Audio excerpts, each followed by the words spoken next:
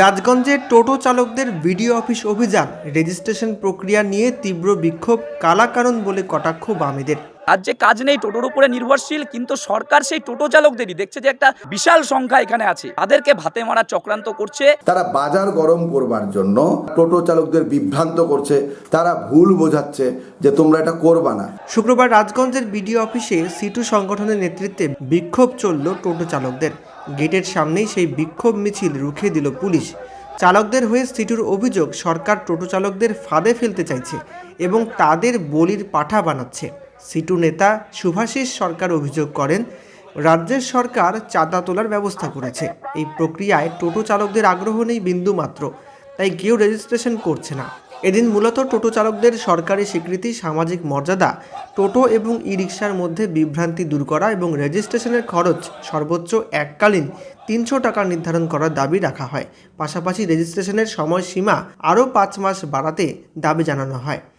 যে টোটো নিয়ে রাজ্যের পরিবহন দপ্তর একটা কালা সার্কুলার জারি করেছে, যেখানে যা পারছে জেলা, এক একটা জেলায় এক এক রকম, এক একটা শোরুমে এক এক রকম টাকা নিয়ে নেওয়া হচ্ছে, সরকারের কোনো নিয়ন্ত্রণ নেই। ফলে আমরা বলেছি যে এই যে সিস্টেমটা, এই সিস্টেমটাকে পরিবর্তন করে নতুনভাবে নতুন সার্কুলার জারি করে টোটো চালকদের যে ভাতে মারার চক্রান্ত, তার বিরুদ্ধে যে লড়াইটা হচ্ছে সেটাকে মান্যতা দিয়ে এটাকে করতে হবে পরিবহন দপ্তরকে। যে পরিমাণ টাকা নেওয়া হচ্ছে সেটাকে 300 টাকায় আনতে হবে। টোটো ই রিকশাকে আলাদা করা যাবে না, শোরুম থেকে কোনো টোটো রেজিস্ট্রেশন করা যাবে না, রেজিস্ট্রেশনের সময় কোনো ইলেকট্রিসিটি বোর্ডের নাম্বার, ব্যাংক অ্যাকাউন্টের নাম্বার নেওয়া যাবে না। যে ওরা বলে যে লাখো লাখো টোটো চালক আসলো কোথা থেকে। এদিকে এই ব্যাপারে জেলার তৃণমূল শ্রমিক সংগঠনের সভাপতি তপন দে বলেন, বাম নেতারা সাধারণ মানুষ তথা টোটো চালকদের বিভ্রান্ত করছেন, ভুল বোঝাচ্ছেন। তার বক্তব্য, রাজ্য সরকার রেজিস্ট্রেশনের মাধ্যমে প্রতিটি টোটো চালকদের নিরাপত্তা নিশ্চিত করতে চাইছে। পথে দুর্ঘটনা ঘটলে ইন্স্যুরেন্সের মাধ্যমে তাদের ভবিষ্যৎ সুরক্ষা দেওয়া হবে। তিনি অভিযোগ করেন, বামেরা ব্যবস্থাপনা করতে না পেরে শুধুমাত্র নিজেদের অস্তিত্ব বজায় রাখতে আন্দোলন সংগঠিত করতে চাইছে।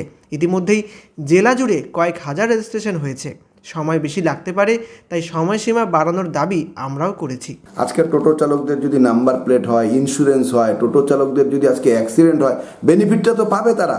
এবং আমরা যারা যাত্রী টোটোতে চড়ি বা সাধারণ যাত্রী, তারা তো বেনিফিটটা পাবে। এখন অবধি টোটো চালকরা যত টোটো কিনেছে, কোনো টোটোতে অ্যাক্সিডেন্ট আমরা শুনিনি যে আজ অবধি কেউ বেনিফিট পেয়েছে, কোনো দিন অ্যাক্সিডেন্ট বেনিফিট পেয়েছে। তাহলে আসলে মমতা বন্দ্যোপাধ্যায় সরকার, মানবিক সরকার, যখন টোটো চালকদের এবং যাত্রী নিরাপত্তার কথা চিন্তা করে টোটো চালকদের লাইসেন্স দিতে চাচ্ছেন, নাম্বার প্লেট দিতে চাচ্ছেন, ইন্স্যুরেন্স করে দিতে চাচ্ছেন। সামনে ভোট আছে, হ্যাঁ, গত বছর কংগ্রেস এবং সিপিএম 0 হয়ে গেছে, আগামী দিনেও 0-0, 3টা শূন্য নিয়ে তাদেরকে বাড়িতে ফিরতে হবে।